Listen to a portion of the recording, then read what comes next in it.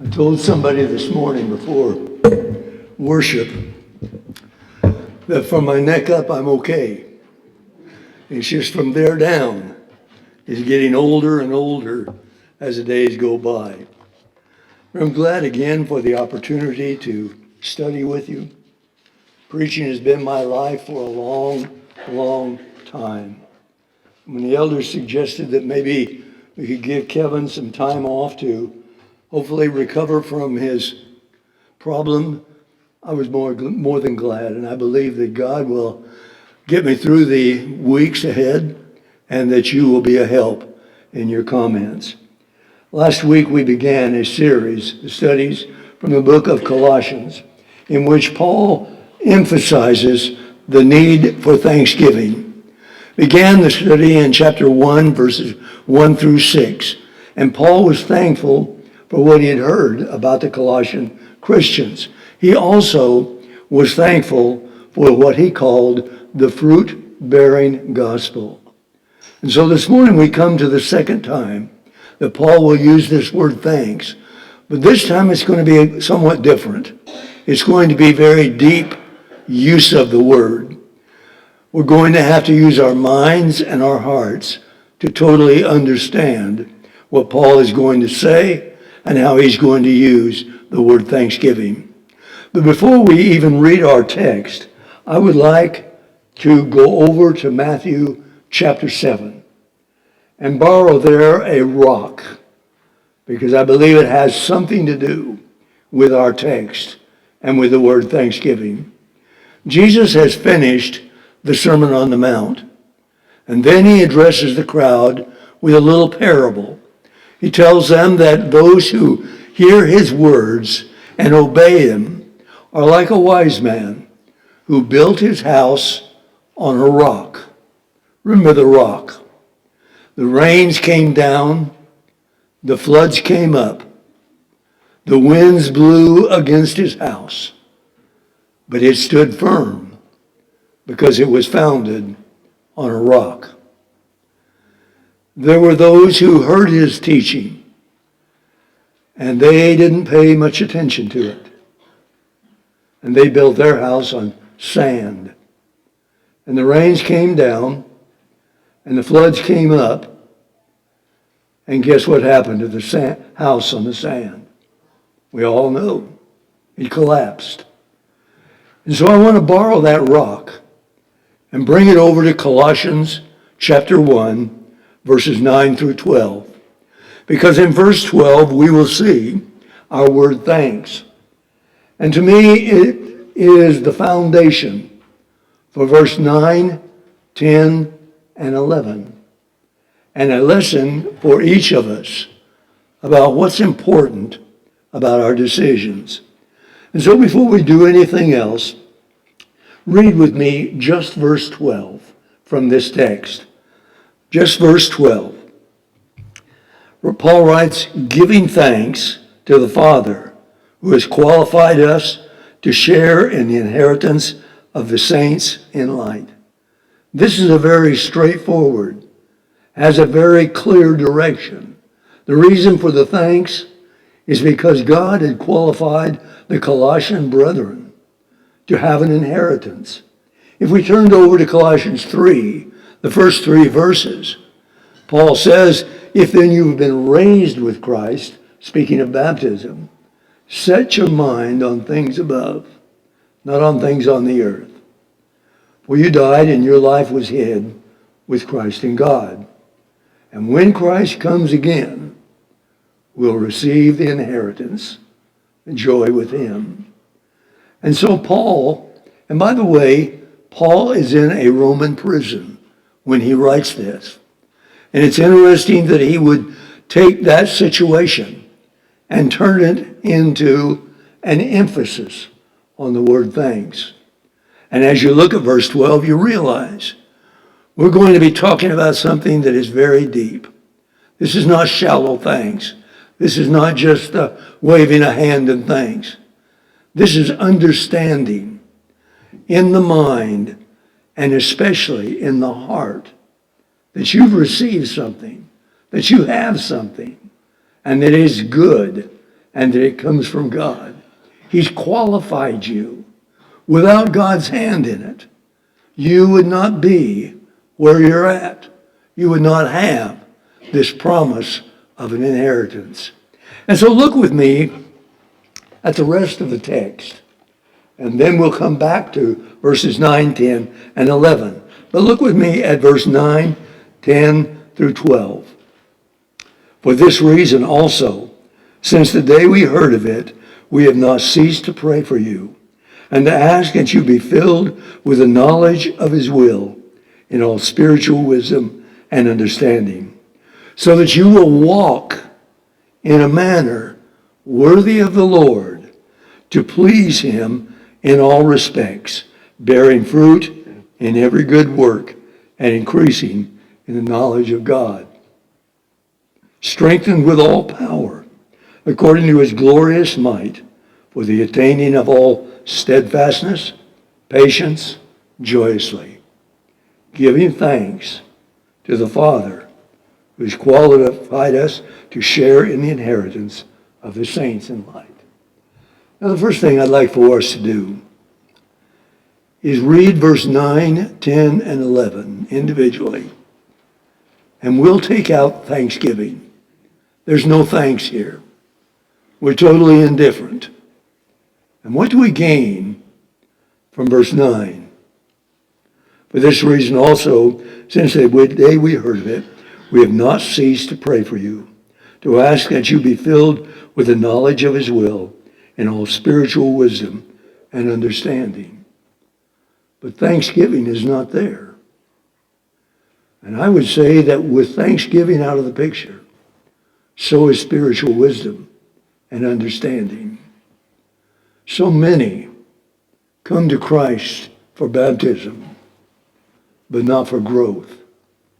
For baptism, but not to lead a walk, a life that is pleasing to God.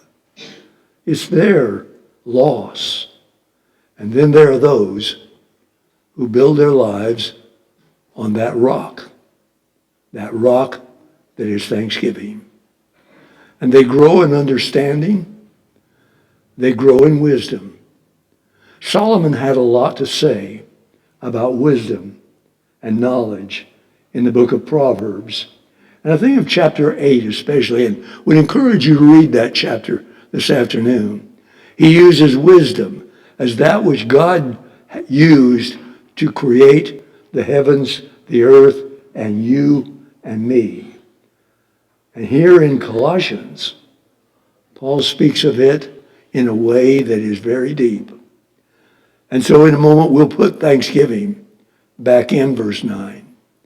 But look at verse 10. So that you will walk in a manner worthy of the Lord, to please him in all respects, bearing fruit in every good work, and increasing in the knowledge of God. You see right in the middle of it, bearing fruit.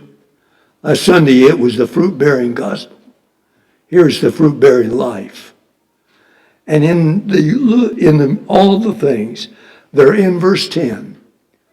Without thanksgiving, without that motivation, would anyone choose to walk in a way that is pleasing to God? I don't know if we realize it or not, but the greatest motivation we have is the understanding of what we have in Christ. If we look around us at our country, how many people need that thanksgiving and what it brings with it? A reason to walk in a certain way. A reason to try and please God in a certain way. And then there's verse 11. Verse 11 reads, strengthened with all power according to his glorious might, for the attaining of all steadfastness, patience, joyously. Now think for a moment that thanksgiving is out of the picture. You don't feel anything in your mind or in your heart that has anything to do with thanksgiving. Do you really believe that God is going to strengthen you within your mind and heart? Hardly. And one of those words that he has at the end, steadfastness. patience, joy. Those are built on that rock of thanksgiving. Now I want to go back for just a moment to the book of Ephesians and to a very favorite passage of mine. Ephesians 1, verses 18 and 19. Here is where thanksgiving gets a helping hand in our understanding. I pray that the eyes of your heart may be enlightened, that you may know the hope of his calling you, the riches of his inheritance in the saints, and the surpassing greatness toward us who believe. The eyes of the heart. I don't know if there is a better way to describe the foundation, the rock, that is thanksgiving in our text than that little passage in Ephesians 1, 18 and 19. You want a summation for the Christian life? For what motivates you? What causes thanksgiving to be your rock? There it is. Ephesians 1, 18 and 19. But now let's try something else. Let's look a little closer at our verses 9, 10, and 11. And in verse 9, there's something very important to understanding about thanksgiving. And if you come down to the last two lines, with the knowledge of his will, in all spiritual wisdom and understanding. Is this just plain old wisdom? Is it just plain old understanding? Not really. This is spiritual wisdom. And so I found over in 1 Corinthians chapter 2 a very helpful statement. Look over at 1 Corinthians chapter 2 and come to verse 14. Just one little verse, but it tells us so much about spiritual wisdom and understanding. But a natural man does not accept the things of the Spirit of God. They're foolishness to him. He cannot understand them because they are spiritually appraised. I want to read it again. Listen, because you may be in this verse. But a natural man does not accept the things of the Spirit of God. They're foolishness to him and cannot be understood. You cannot understand them because they are spiritually appraised. If you go back over to verse 6 of the same chapter, chapter 2, yet we speak wisdom among those who are mature. Wisdom, however, not of this age, nor of the rulers of this age who are passing away. But we speak God's wisdom in a mystery, the hidden wisdom, which God predestined before the ages to come. Wisdom, spiritual wisdom. I think it tells so much when the Apostle Paul says, it really is foolishness to most people. The natural man thinks about the sacrifice of Christ, thinks about the church, even thinks about the Bible as foolishness. Why waste your time on that which doesn't really do you any good? And Paul understood very well. Christ understood very well. You may have someone deal with you this way. Why do you put your time into that? What is there in it that attracts you? Well, Paul's statement is, the foolish man just cannot understand it. But if you understand anything at all about why you are what you are as a Christian, you know spiritual wisdom is what you're using. Spiritual wisdom and understanding. And it's not foolish to us. The Lord's Supper, which we just partook of, that's not foolish. That has meaning that the average individual just might not understand. We sing songs of praise to God. The individual that appreciates music might not understand why we don't have an instrument, why it's just our voices in praise to God. Our praying and expecting strength to come from that praying doesn't make sense to a multitude of people. Does it make sense to us? Yes. Why? Because thankfulness beats within our hearts. We understand what happened on that cross. We understand the sacrifice of God sending his Son. There's a passage that I want to read back here in Colossians, and so come back to Colossians with me. Come over to verse 21. We're talking about thanksgiving. We're talking about verse 9, this spiritual wisdom and understanding. Come over to verse 21 through 23 and think of what motivates the Colossian Christians.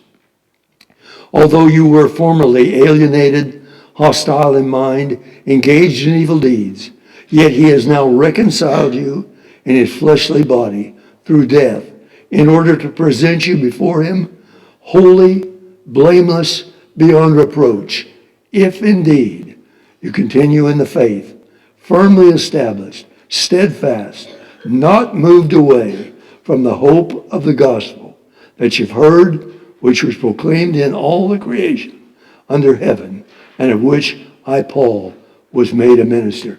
You notice that little statement about in all creation under heaven? I want to share something with you that I received last Friday in the mail. And it goes along with this wisdom and understanding. It also goes along with verse 10. This is from the paper, the Eastern European Missions magazine. This copy was devoted to the Crimean War and what was happening in Ukraine and in Russia. The report read, "We're excited to share news of a joyful event in Warsaw, Poland. Two sisters, Natasha and Nina, put on Christ in baptism. They come from Mariupol, Ukraine, a city that has been severely affected by the war and are now resettled in Warsaw, Poland. After the women were baptized, Natasha shared during the shelling in Mariupol, we sat in the basement and prayed. God saved us and brought us out of Mariupol. And now God saved us for eternal life with him. A world away, two sisters obeyed the gospel. Why?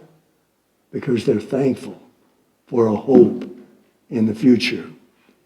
It goes on, Natasha and Nina are two of the many who now attend Bible study and worship service, are active and involved in aid distribution and community activities. Both of these women serve as a reminder of the resilience and the strength that comes from placing hope and trust in God.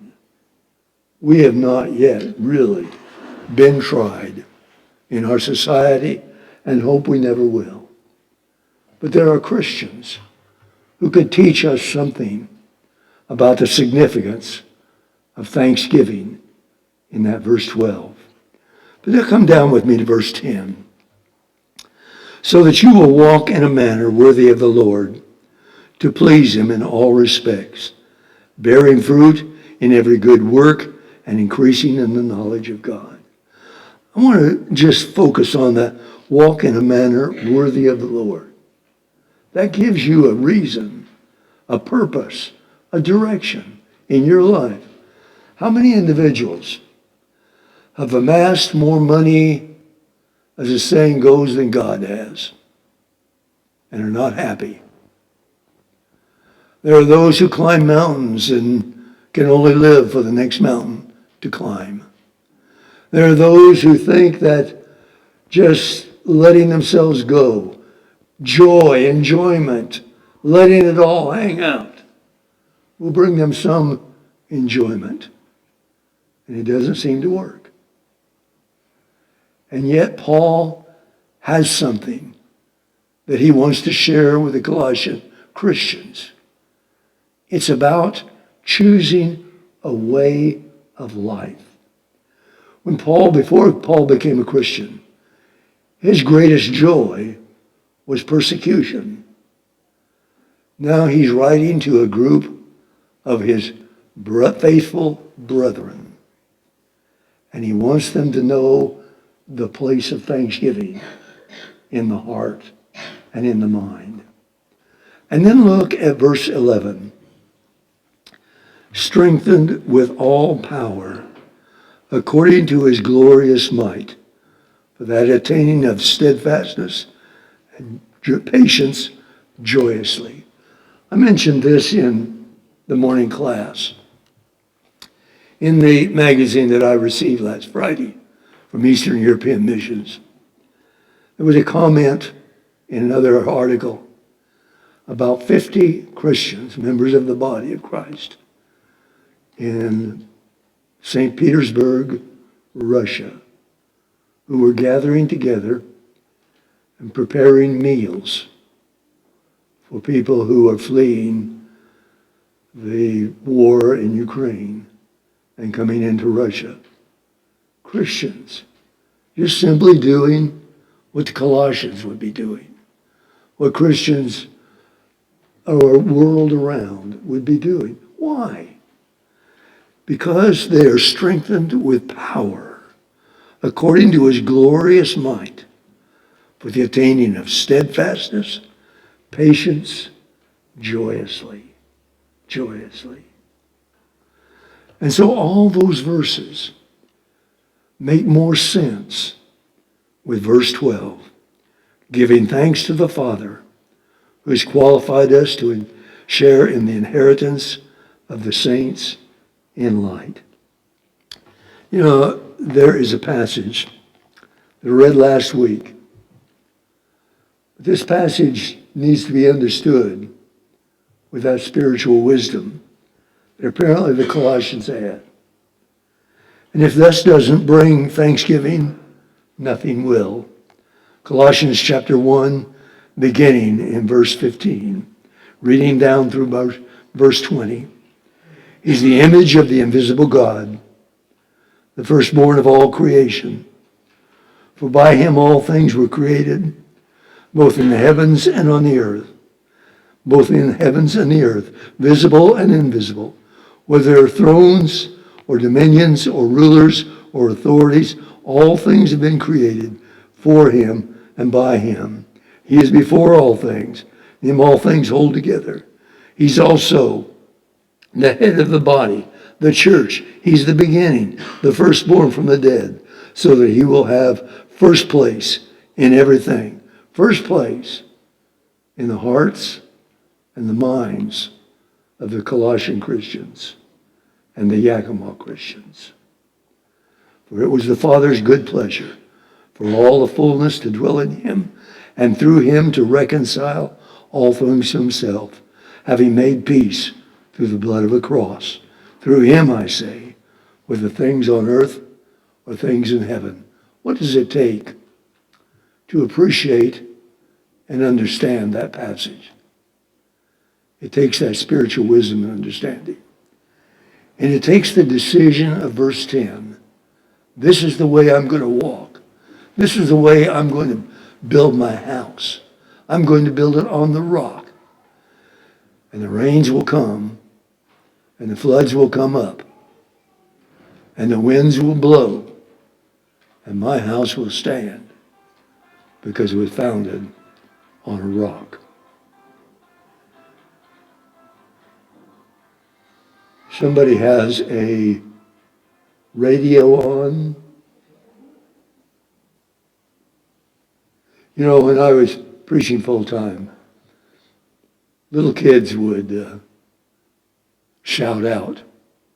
I got to where I knew that I shouldn't use rhetorical questions because they would shout out the answer to me. So now it's radios. And while I enjoy music, not while I'm preaching. But I want you to look over at chapter 4 before we're finished. Thanksgiving. I've mentioned the fact that Paul's in Roman prison. Look at verse 7 through 9. And Paul is going to use two words that I'm going to call your attention to. As to my affairs, Tychicus, our beloved brother and faithful servant, fellow bondservant in the Lord, will bring you information. For I have sent him for you this purpose, that you may know about our circumstances, and that he may encourage your hearts. And with him, Onesimus, our faithful and beloved brother, who is one of your number, they will inform you about the whole situation.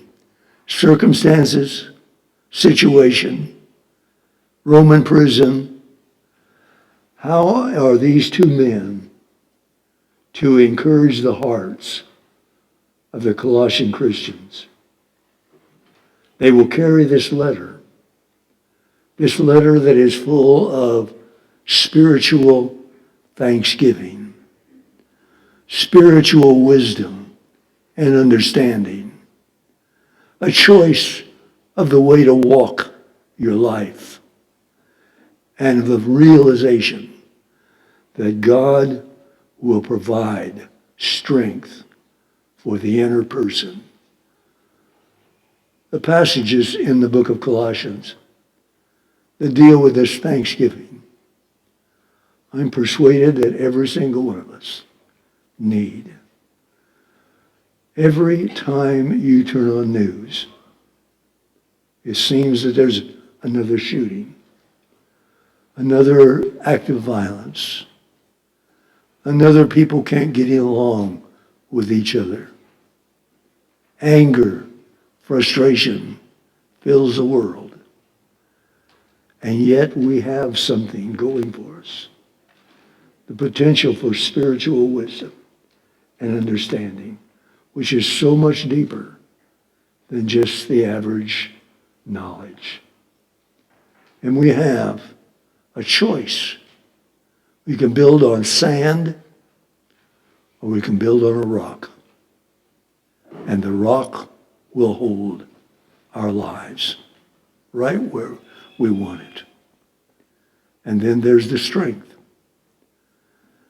You read the book of Acts, especially the last half, and you wonder, what kept Paul going? He was stoned, put in jail, beaten, rejected, run out of the city. What kept him going? Thanksgiving in his heart. And it's all through this letter that we're studying. I hope that you think a little bit about thanksgiving in your heart and in your life. And I hope you understand a little bit about that spiritual wisdom and understanding that others may call foolish, but you know what it does for you.